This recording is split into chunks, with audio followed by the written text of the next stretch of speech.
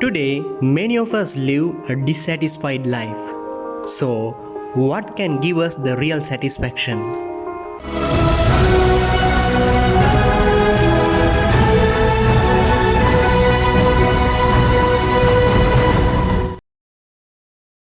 Man has always felt that he didn't have enough of everything.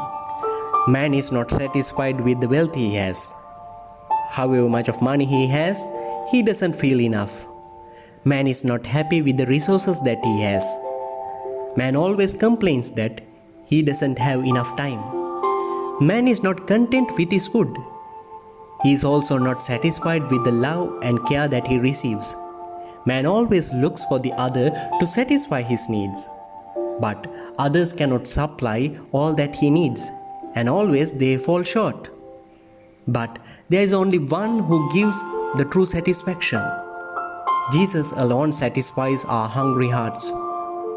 It is the most holy body and blood of Jesus that will fill us with true satisfaction.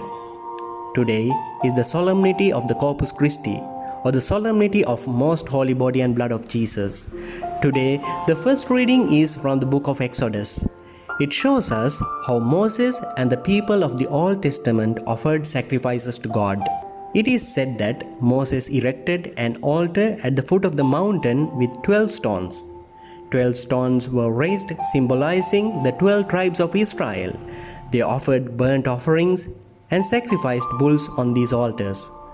They also took the blood of those animals and sprinkled it on the altar as well as on the people. Blood of the sacrificed animal was the symbol of the covenant with Yahweh. In this manner, Old Testament Israelites offered animals to renew their covenant with God. This practice of animal sacrifice continued in the Temple of Jerusalem. According to the second reading today, the Old Testament high priests entered the sanctuary of the Jerusalem temple once a year. They took the blood of goats and bulls with them. The high priests offered animals as a symbol of their worship to God. But now, Jesus Christ comes as the high priest of the new covenant. He is not offering some animal or blood of the animals. He himself becomes the priest and the victim of the new covenant. He is the offerer and the offering of the new covenant. Thus, he offered the perfect sacrifice by shedding his precious blood on the cross. So, Jesus Christ is the mediator par excellence of the new covenant. In the gospel today, we are presented with the scene of the Last Supper of Jesus. Jesus took bread, blessed it, broke it, and gave it to apostles, saying, "Take this, this is my body." He also took the cup of wine and passed it to them, saying, "This is my blood, the blood of the new covenant, poured out for many." In this manner, Jesus instituted the Holy Eucharist on Maundy Thursday. It was a prefiguration of his sacrificial death on the cross.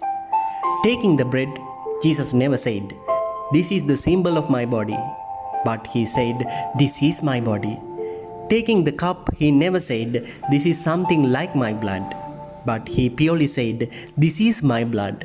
So, Holy Eucharist is not a symbol or just a representation of Jesus, but it's Jesus Christ himself. Jesus has given his own body and blood for our salvation, and it is continued up to today through the Holy Mass. Today, we celebrate the body and blood of Jesus Christ. But how many of us believe that the host and wine really turns into his body and blood? How many of us have the faith that Jesus is truly present in the Blessed Sacrament? Today, we live a truly dissatisfied life. How much of money, food, drinks, power, popularity we have that cannot satisfy our inner selves. Only the Holy Eucharist can satisfy us. Nothing can give us that spiritual joy of receiving the Holy Communion. Therefore, we need to recognize the real presence of our loving Jesus hidden behind the appearances of bread and wine. It is the special vision called faith that helps us to recognize him. Today, Jesus is present there inside the tabernacle of your church. Like a prisoner, he is there waiting for you and me. In your Eucharistic chapel, he is there inside the monstrance waiting for you and me. So, today, make a new resolution. to begin a strong relationship with the Eucharistic Jesus. Let us actively take part in the Holy Mass and receive the Eucharistic Jesus devoutly. Let us spend more time in front of the Blessed Sacrament. Let us tell the Eucharistic Lord, Lord, our hearts are restless until they rest in you, O Lord.